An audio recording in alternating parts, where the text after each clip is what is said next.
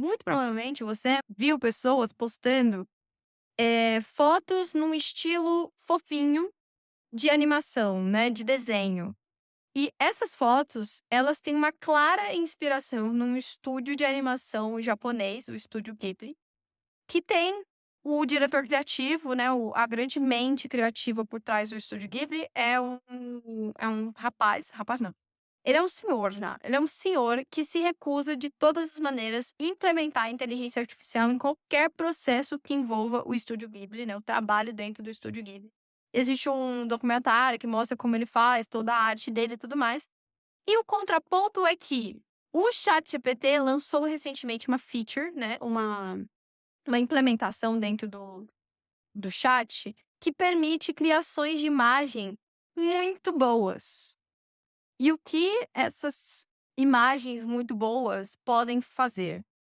Elas podem reproduzir estilos de qualquer coisa. Se eu pedir agora para o ChatGPT para que ele reproduza uma imagem no estilo comic book Marvel dos anos 70, ele vai conseguir.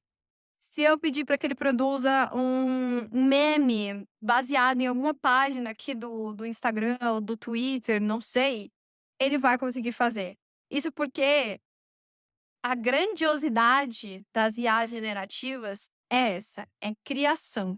Elas são capazes de criar coisas do nada e te entregar um resultado muito bom a partir do que você requer, né, a partir do que você pergunta para ela, do que você sugere para que ela crie. Essa é a grande graça. Quando eu falo que uma IA generativa é criativa, eu quero caminhar para um lado que vocês entendam o que é a criatividade.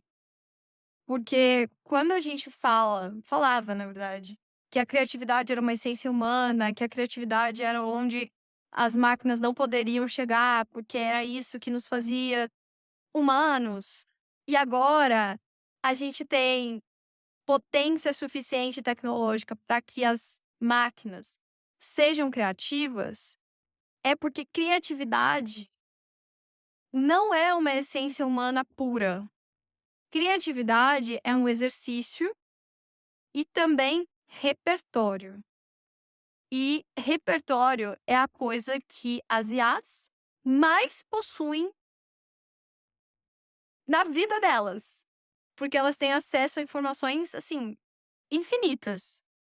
Então, se eu falo que criatividade é repertório e exercício, e as IAs, elas têm uma capacidade de aprendizagem e de exercitar também infinita e repertório infinito, eu tô dizendo que a criatividade, ela é intrínseca às inteligências artificiais.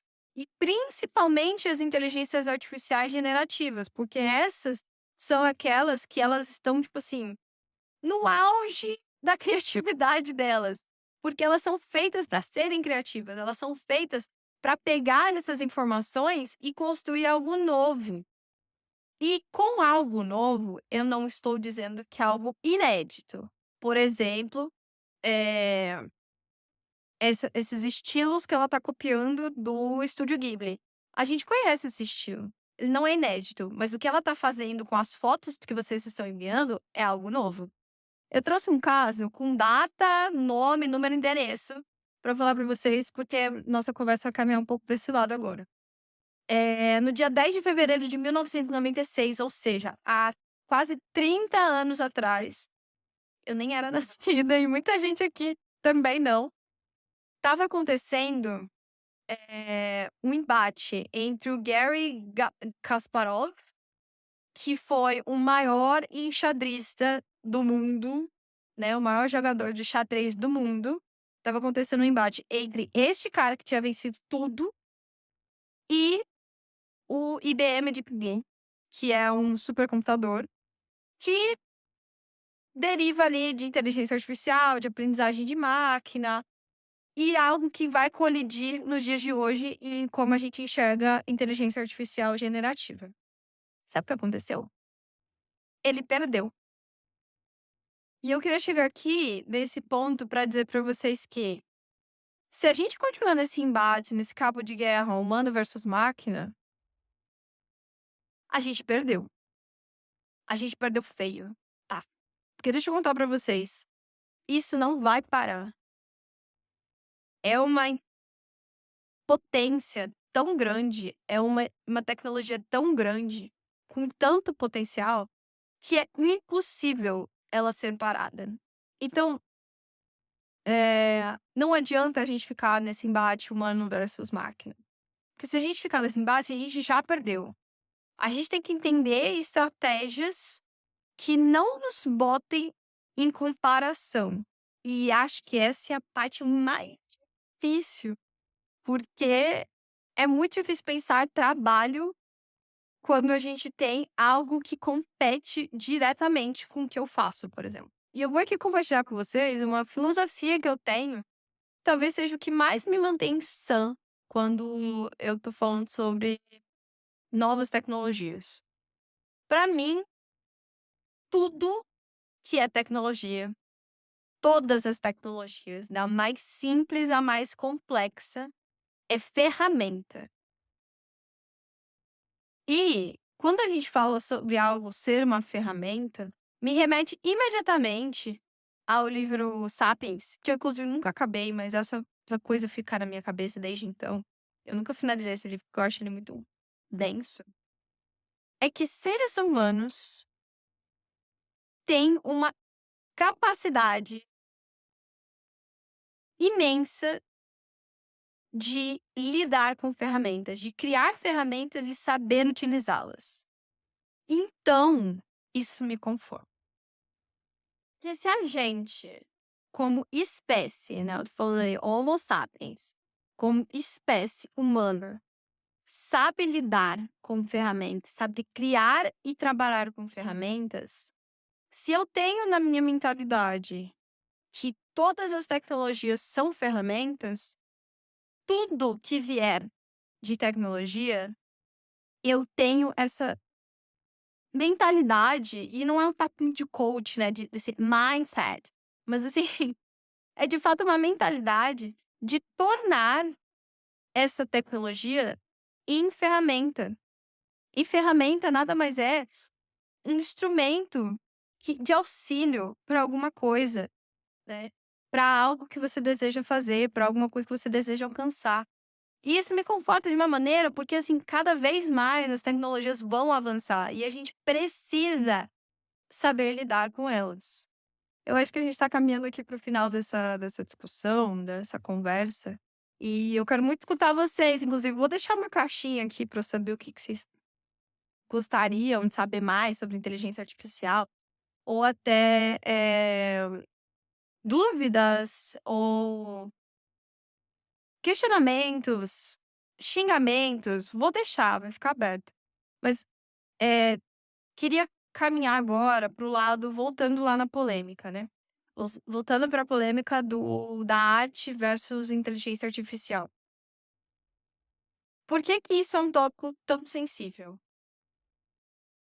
Eu acredito fielmente que a arte, toda vez que ela é mexida, ela causa alguma angústia, ela causa algo algo dá uma balançada. E eu acho que a última vez que isso aconteceu foi com a fotografia. Vou resgatar aqui a aula de história da arte e fotografia.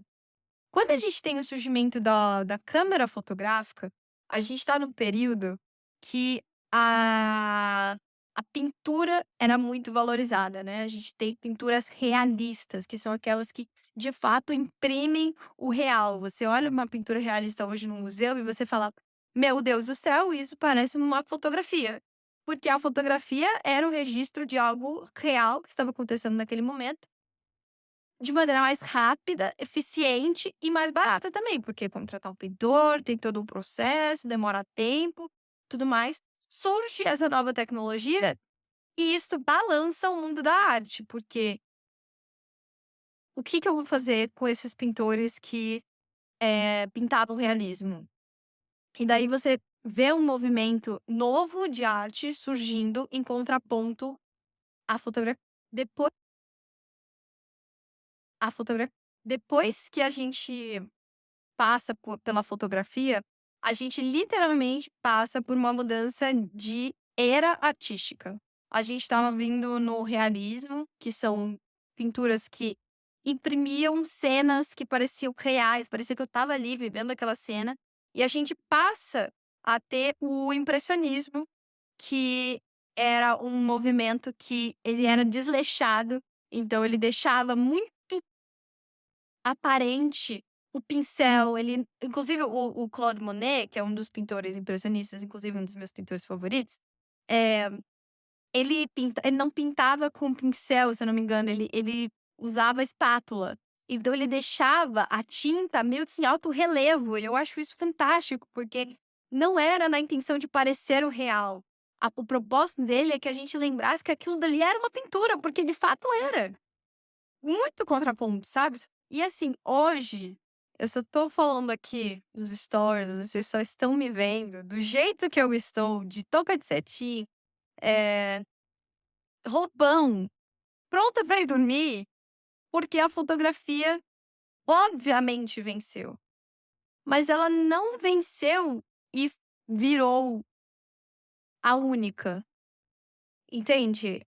Pintura e fotografia coexistem, mas a batalha que eles traçaram na época, para tentar barrar as câmeras fotográficas, para tentar barrar os fotógrafos, foi em vão, porque não aconteceu e nem vai acontecer com nenhuma tecnologia que tiver potência. A fotografia tinha uma potência enorme em 1800. Hoje, nos anos 2020, a inteligência artificial tem potência. Então, quando eu vejo amigos, colegas fazendo esse tipo de embate para que as pessoas não usem, para que as pessoas não façam, não use ChatGPT para fazer arte, porque arte de inteligência artificial não é arte. Quando vocês fazem esse tipo de movimento, me causa a mesma impressão que eu tenho dos pintores em 1800 e... deixa eu ver exatamente o ano.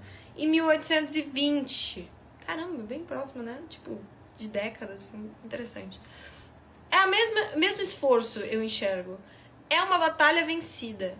A fotografia venceu, a fotografia existe, a fotografia tem sua importância, a pintura continua tendo sua relevância. Entretanto, todavia, existe um tópico, que é para onde eu vou encerrar, que é sobre a regulamentação das inteligências artificiais. E é aí que eu quero entrar. Quando a gente fala sobre preservar a assinatura artística, sobre preservar a intelectual artístico dessas pessoas, é sobre regulamentação disso. É sobre entender como isso chega até essas grandes empresas, como elas utilizam, por que elas utilizam, e barrar esse tipo de acontecimento, para que não aconteça mais. Né? A gente está vendo aí o caso do Estúdio Ghibli, que é gigante, sendo tomado, mas a gente pode falar sobre artistas muito menores que podem tomar uma proporção de esquecimento, de esvaziamento da sua arte muito grande. Então, é algo preocupante que a gente precisa cobrar das pessoas certas, das pessoas não, né? Das organizações certas. Então, é esse o ponto que eu queria finalizar tudo isso. A IA tá aí para ficar, mas ela precisa ser regulamentada.